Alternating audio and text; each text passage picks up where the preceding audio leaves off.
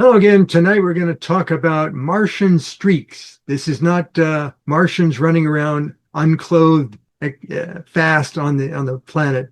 This is dark streaks that show up in the crater walls of craters on Mars. So here's two pictures of them. You can see the one on the lower left. That's definitely a crater, and the streaks are definitely down the steep side walls of the crater. And then the one on the right is a more gentle slope, and you can see that the streaks have a mixture of very narrow and very wide. These are taken by the Mars Reconnaissance Orbiter, which is a NASA orbiter around Mars, and by the Trace Gas Orbiter, or TGO, that is a joint project of NASA, the European Space Agency, and Russia's Roscosmos. In May of 2025, there was a report in the journal Nature that was about a scientific team, not NASA, but a science team that applied artificial intelligence to the pictures and claimed that the AI analysis of the dark and light areas indicated that it's from sand being blown around by seasonal dust storms on Mars, but they're not quite sure whether the sand is adding dark material or blowing away lighter colored material, exposing lower level dark material. Okay, that's one way of looking at it, but I've investigated some other things, and rather than just taking it at face value, I think we need to look into it a little deeper, get into the minutia, as the saying goes. So I don't know how many people were aware of this, but the NASA Phoenix lander landed in a polar region of Mars back in 2008 and had a little scoop, a little like claw, that when they removed the pebbles and sand from the surface about 2 inches deep, that it exposed frozen stuff, permafrost. And as they exposed it, it took a few Martian days, but between the light, the infrared, the ultraviolet, and the solar wind, because of the Martian atmosphere being so low pressure, that eventually the permafrost disappeared, sublimated, but it took a few days. So it's cold there, but the radiation and the heat and the et cetera, eventually made it go away. But if you scrape below the surface, notice you get bright colored stuff when you have dark soil. The reddish color in the soil is due to the iron oxides, not specifically rust, but a variant of rust that's in the Martian soil. And the reason why it's not directly iron oxide kind of rust is because of all that UV and solar wind. It molecular changes the structure of the iron oxide into a different iron oxide compound. But that's why it's red.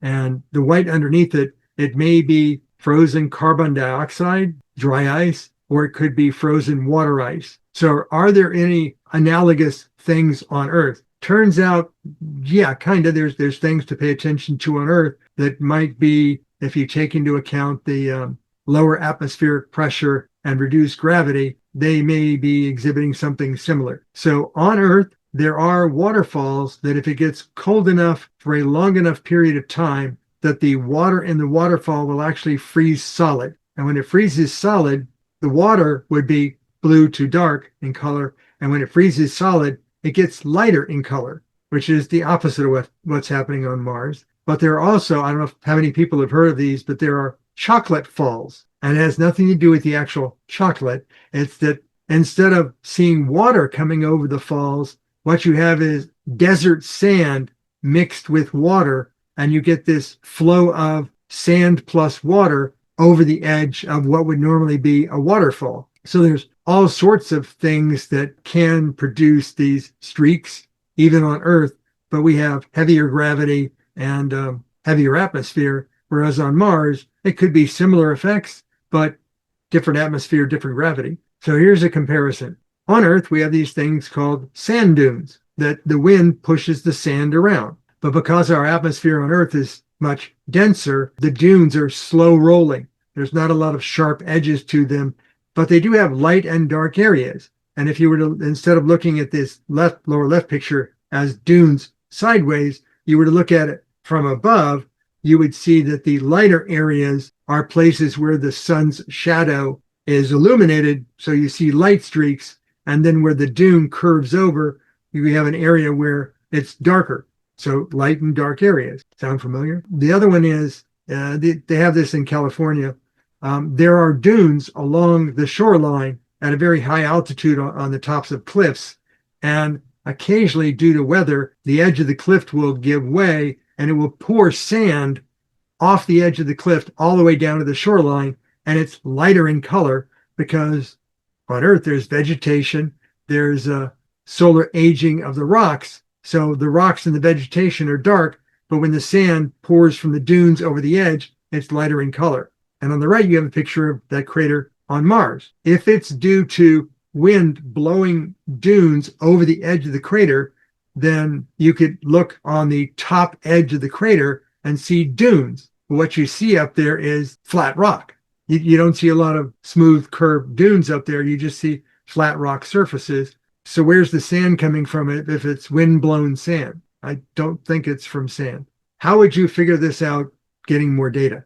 The Mars Reconnaissance orbiter, it has an orbital period of about 2 Earth hours. And that's because Mars being smaller in diameter with less gravity, you can have a lower altitude orbit. The MRO's altitude is anywhere from 125 to 250 miles. It's almost a perfectly circular orbit, but not quite. The lower orbit allows it to go around the planet more frequently to gather more data. The way it gathers optical images is through something called HiRISE. That's the name of the camera that points down, and as the spacecraft orbits pole to pole, it's in a polar orbit around Mars, the planet rotates underneath it horizontally.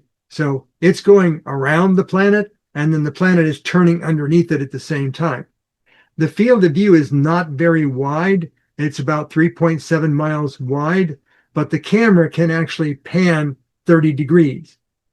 The pixel resolution is between 4 and 8 feet, so it gives you a pretty good view, but you're not going to see, individual ripples in water if there is water flowing. You're just going to see it's either light or dark. So by the fact that the camera can only tilt so wide and the orbit is pole to pole and it has the planet turning underneath it, it can't come back to the same spot for a long period of time and watch seasonally these dark streaks and light streaks to change.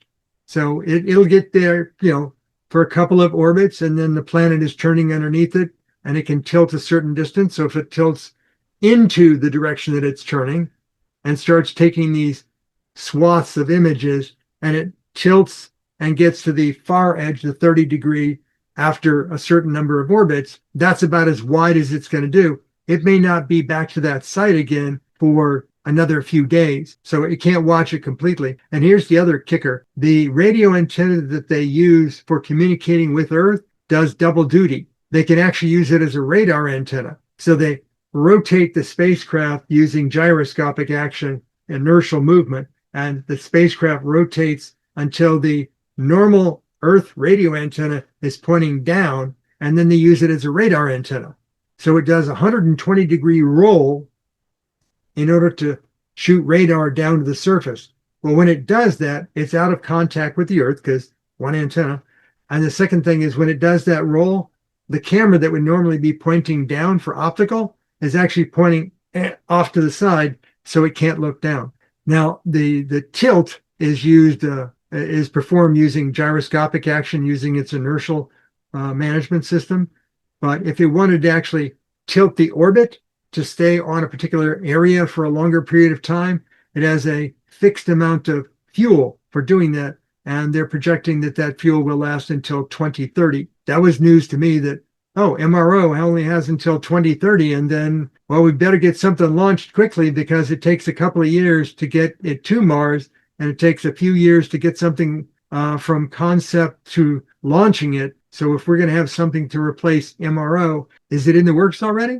Well, aren't there other orbiters? Yes, there are. There was one called MAVEN that's been around a long time. And hey, fancy that. We lost contact with it December 6th of 2025. It seemed like it was okay. It, had an orbit that took it around behind Mars periodically. And the Deep Space Network, NASA's Deep Space Network, the DSN, showed it looking great.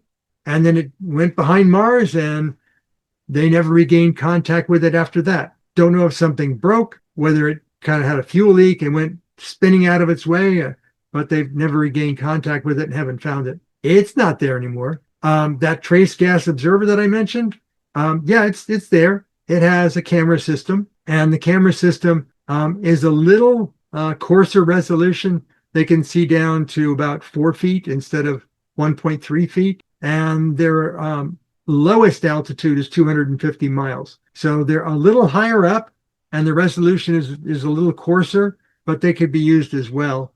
And then there's the Mars Odyssey orbiter that's been there a long time, and it's running low on maneuvering fuel.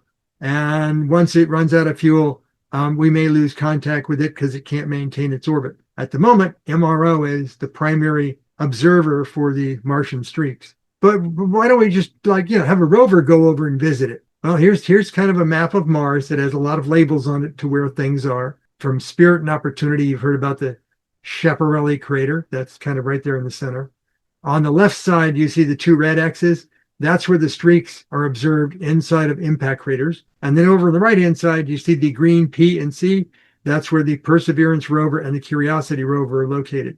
Mars is about 1/3 the size of Earth, has a lot of desert on it, a lot of shifting sand, sometimes sharp-edged boulders, because the absence of atmosphere and the blowing winds makes all the rocks really sharp. So it's a long travel through terrain that might end a mission, so they're not going to do that anytime soon.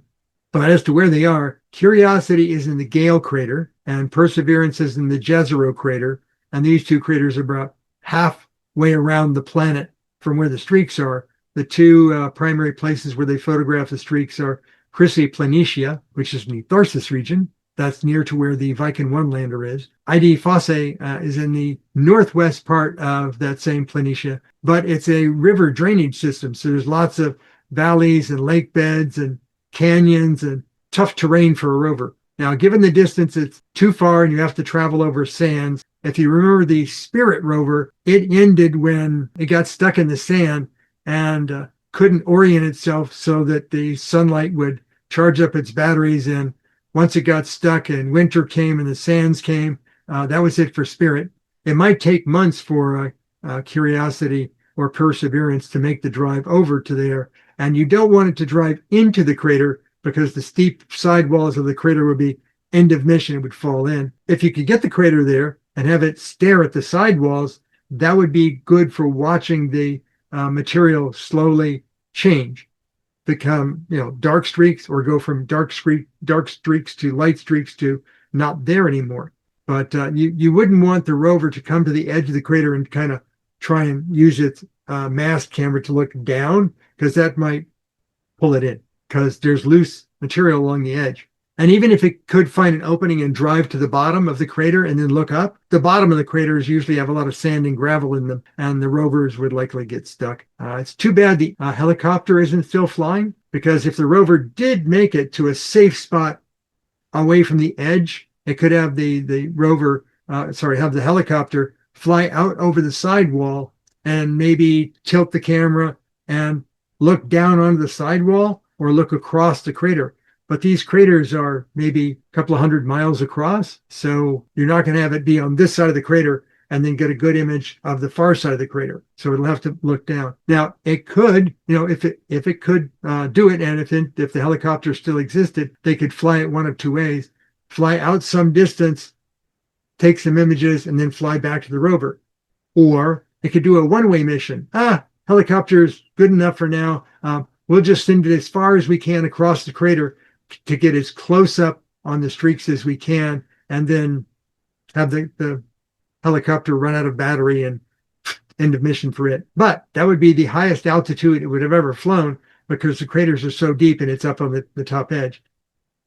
Another thing is the Curiosity rover is less likely to travel that distance. Remember you talking about the sharp edges of things on Mars? Well, the Curiosity rover had thin aluminum framed wheels, and the glass-like rock structure has actually eaten away at the metal, and the wheels actually have holes through the bottom tread of the wheels, and if they drove it over a long distance over rough terrain, it might not make it. So the best would be Perseverance, because it has a different kind of wheel tread, more durable. It could look only at a long distance, which I'm not sure that its camera would be good for that kind of distance, but still it would have to drive across a long area of sandy soil and might get stuck. Not a power issue because it has a radioisotope thermoelectric generator that's got a number of years more power available. Just too big a hazard. But what would be a good way to look at this to see if there's like, if you slice the wall, does it let an aquifer leak out and cause streaks? We could send on our next rover a glider, a powered glider, and it could fly out well across into Valles Marineras, and it could fly down into the valley and tilt the camera and see the sidewalls. Now it would be flying at speed, so camera's gonna have to pan as it flies forward, but it could look deep enough, and it could also see if there were seasonal effects, freeze thaw. In fact, if it gets down deep enough, it'd be very small from the scale of this image. I mean, the Grand Canyon would fit in a little tributary of this image. If it gets close enough, it could actually see maybe waterfalls coming out of the sidewalls. They did spectroscopic analysis by taking the imagery and looking all the way down into the bottom of the Valles Marineras. There could be either salty water at the bottom of the canyon, or there could be dried up water that was salty, and you could find salt deposits at the bottom, much like we find in desert areas around the earth where there was a lot of ocean water once and it all dried up and now you got a lot of salt. If you wanted to have a glider do this for you on the next rover mission, if it flew down into the valley, it would lose direct contact with Earth, and you'd need something on the edge of the valley to relay glider to the rover. So in summary, are the streaks on Mars due to wind, water, both, or something else? Is comparing Earth dunes to streaks on Mars like comparing apples to oranges, or is it closer than that? If we send another probe purposefully to look in the longest valley in the solar system, would we find more information? Then again, I'm just postulating this stuff, but it's more like a human variation of an AI algorithm. I'm just taking the information I have and postulating something. I think the AI algorithm that they used might be improved somewhat or biased somewhat if they would add more Earth image content, geologic, hydrologic. It might bias its conclusions, but would that be a good or a bad thing?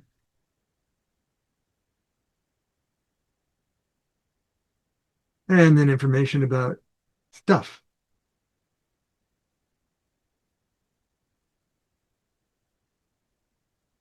And Mars Express was the probe that discovered the essentially subsurface aquifers on Mars.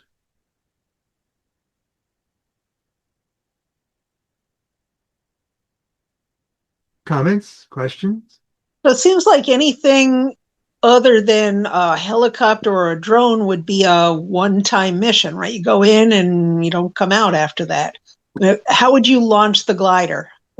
That's an interesting thing. Gliders nowadays can fold up. So you would probably have the glider attached to the rover initially, and it would fold up, and then you would eject the glider from the rover, and it would have wheels on it so it could land, and it would have solar power on the wings. It might look like a really oddball looking glider, kind of like the Ingenuity helicopter. Looked weird because it didn't have a tail rotor. It just had two counter-rotating props on the same axis. And the number of blades was, I think it was 2, but most quadcopters have 3 or 4 blades. And so it'd be a little different given the low air pressure on Mars, but you want something that can fly longer distances. The helicopter they had, the only way it could hover is by expending energy. So even in the reduced atmospheric pressure of Mars, if the wing area was large enough and thin enough and light enough, it could regain a lot of that vertical lift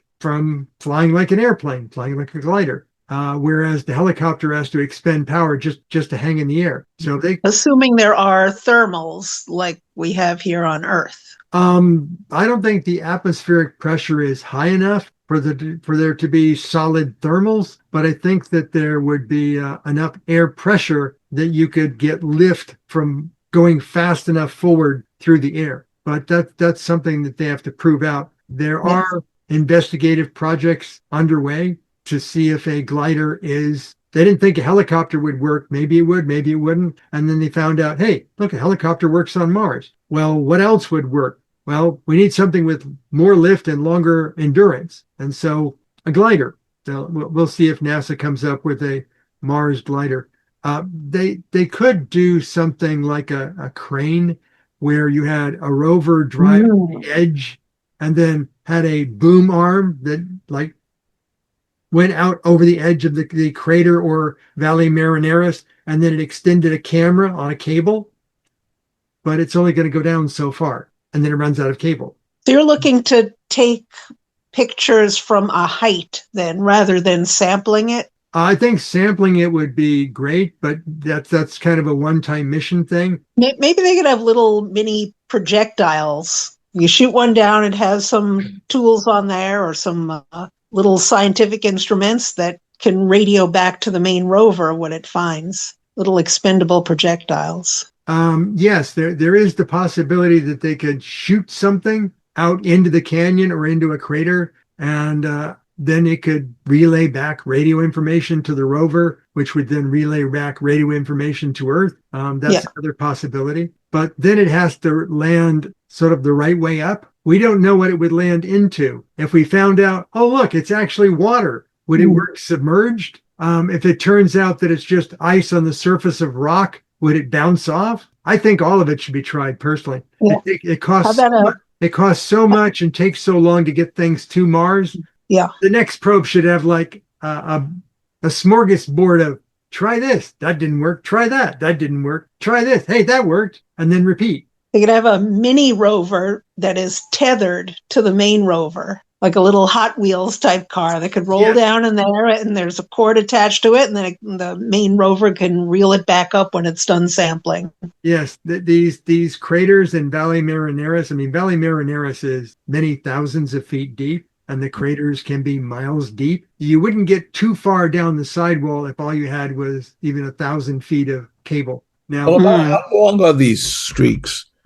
They vary in length and width. Yes, they can. As you saw the image, they can go from the top edge of the crater all the way down to where the bottom edge curves. So they can be miles long, and I don't know about miles wide, but certainly 1,000 feet wide.